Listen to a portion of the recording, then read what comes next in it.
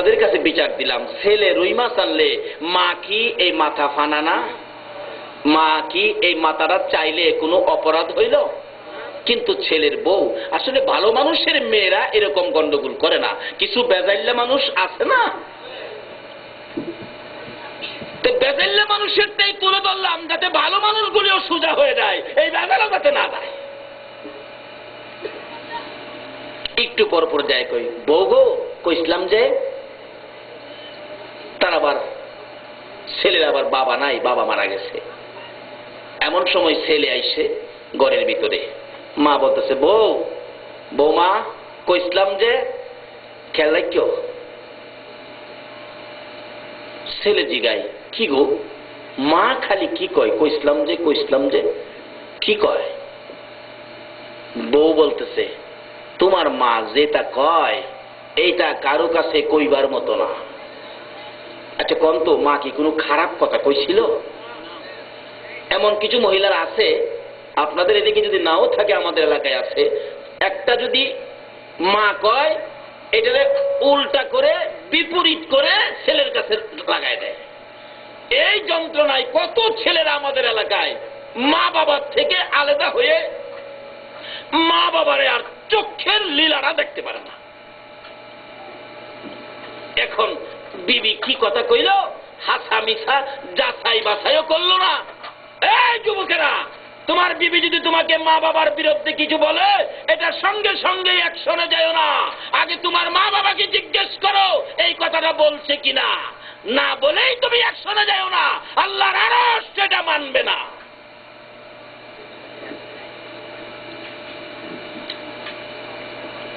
কি কইছে? আচ্ছা নিজের মারে থুইয়া স্বামীর মারে এত বড় মাথাটা দিব, এই মহিলার মন মানতেছে না। এখন পেঁচ লাগাইছে সংসারে। কি স্বামী জিগাই, কি কয় মা খালি কি কয়? কইসলাম যে ছেলেটার বাবা নাই। বুড়া মার উপরে একটা কলঙ্ক কথা উঠাইয়া দিছে। তোমার মা কি কয় জানো?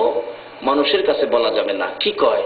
তোমার মা বলছে এই বয়সে তোমার মারে নাকি একটা বিবাহ দিতা। নাউজুবিল্লাহ। কোন আসলে কি মা এই কথা কইছিন? এরকম ঘটনা তোমাদের মধ্যে ঘটতে পারে। আগে মারে জিগাও, না জিগাইয়া অ্যাকশনে যায় না। যদিও কথাটা কোরআন হাদিস না, মাই মুরব্বীদের মুখের কথা, কিন্তু বাস্তব ঘটেছে, সমাজে এরকম অবস্থা হয়ে গেছে। বলতেছেন, বাবা এমন কথা কইল মা, এই বয়সে আমারে কলঙ্কিনী বানাইতো, আমার তো অসহ্য লাগতেছে, আমার তো মান সম্মান থাকতো না। এমন কথা মা কেমনে কইল? দুইজনে মিলে পরামর্শ করে, এত চিন্তা করো না, এই মারে বাড়ি ছাড়া করতেইব, এছাড়া উপায় নাই। কিভাবে? রাত্রে যখন ঘুমাইব খাতাটা বইলা নদীর এই পার একবারে জোর জঙ্গলার ভিতরে নিয়ে ফালাইয়া দিয়া এসে পড়বো, আপনি আপনিই মইরা দেব গা, আর বিপদ থাকতো না। ছেলে কো রাইট, ঠিক চিন্তা করছো। আজকা রাত্রে রাত্রে ছেলের মা মেয়ের মা দুজন তো বিআইন করেন না আপনাদের দিকে? ছেলের মা আর মেয়ে মা একসাথে সারা বিআইন না? দুইজন বিআইন তো পান খাইতেছে, আর ছেলের মার বিছনার মধ্যে বৈশা আলাপ আলোচনা করতেছে। করতে করতে রাত্র বেশি হয়ে গেছে, মেয়ের মা ওই ছেলের মার বিছনার মধ্যে শুয়া ঘুমায় গেছে। ছেলের মা বলতেছে, বিআইন যখন এখানে ঘুমাইছে, আমি আর সাথে ঘুমাইয়া কষ্ট দিয়া লাভ নাই, বুড়া মানুষ, সেই বিছনাটা তো খালি, ওই আমি না হয় এটার জায়গা। তখন ছেলের মা মেয়ের মার বিছনা, মেয়ের মা ছেলের মার বিছনা। ঘুম কি বাবারে বাবা, ফাল্গুনি বাতাস, এমন এক বাতাস লাগে যেই বাতাসে আপনার এমন একটা মিঠা মিঠা শীত করে, যেই শীতে লেপ ধরা যায় না, খেতাও সারা যায় না।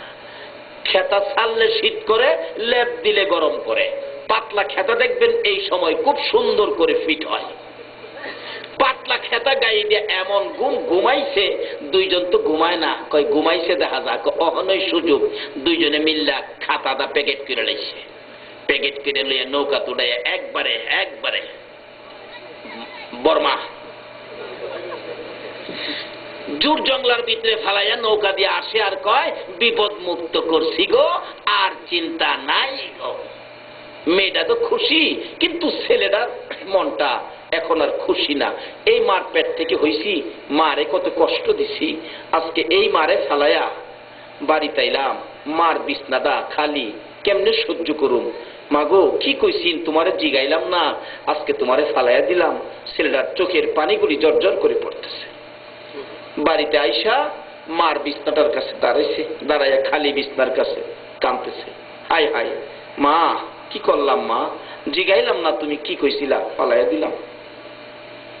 এমন সময় এই বিছনার মধ্যে ছেলের হাই আফসুস শুনে, ডাক শুনে মা চট করে দাঁড়ায় গেছে ঘুম থেকে উঠে। কি রে বাবা, ও বাবা তোমার কি হয়েছে বলুন? সন্তানের বিপদে আগে জাপায়া পড়ে কে? যদি দেশেও না থাকে, ছেলে থাকে আমেরিকা, বিপদ আপদে পড়লে বাংলাদেশে আগে খবর কে পাইছে? সারা রাত গলা কাটা মুরগির মতো মা ছটফট করে। সঙ্গীরা জিগায়, চাচি কেন ঘুমান না, জেডি আম্মা কেন ঘুমান না, খালাম্মা কেন ঘুমান না? তোমার আমার মা জবাব দেয়, ও আমার লোকেরা, ও আমার বোনেরা, শুনো, আজকে সন্ধ্যার থেকে কেন জানি রে আমার কলিজার মধ্যে আগুন জ্বলছে। সন্তানের বিপদ হলে বলুন আগে খবর কে পায়? আমার এলাকার ঘটনা, ছেলে শ্বশুর বাড়ির থেকে বিদায় হয়ে গেছে, ঢাকা থাকে, শীতের রাত্র ফার্স্ট টিপ ধরছে, অফিস করব। মা অপেক্ষায় রাস্তার কিনারে দাঁড়ায়া, ছেলে আসবে বিদায় নিয়ে যাবে, মা কুয়াশার মধ্যে দাঁড়ায় আছে, কিন্তু ছেলে আসে না। এদিক দিয়ে ফার্স্ট টিপ ধরে যাচ্ছে, ঢাকার কাছাকাছি যাইয়া কুয়াশার মধ্যে বাস ট্রাক মুখামুখি সংঘর্ষ। বাস থেকে 7 জন লোক মারা গেল, তার মধ্যে ওই ছেলেটাও মারা গেছে। সকাল 8টায় মা রাস্তার মধ্যে গলা কাটা মুরগির মতো লাফাইয়া লাফাইয়া কান্দে, তোমরা কারা গো, কেন আমার কলিজায় আগুন, খবর নাও না তোমরা?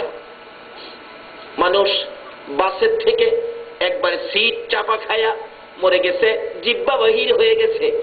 লোকটাকে সিট ভাঙ্গা বের করে পকেটের মধ্যে ভিজিটিং কার্ড, খবর পাইলেন বাড়ি ইমুক জায়গায়, নাম হলো আব্দুল মন্নান।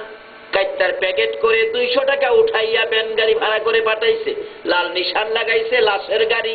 যাইতে যাইতে বাড়ির কাছাকাছি যখন গেছে, মোড়ের মধ্যে যাইয়া জিজ্ঞেস করে মন্নানের বাড়িটা কোনটা। একটা মুরব্বী দেখাইয়া দিলেন, ওই যে দেখো একটা মহিলা কাঁদতেছে রে, এই মহিলাটা মন্নানের মা লাগে। ভ্যান গাড়িওয়ালা 2টা চোখে পানি ছেড়ে দিলেন, আরে মন্নানের মা কান্দো, তোমার জীবনের তরে কান্দার ব্যবস্থা হয়েছে। যাইতেছে, খুব কাঁদতেছে মা।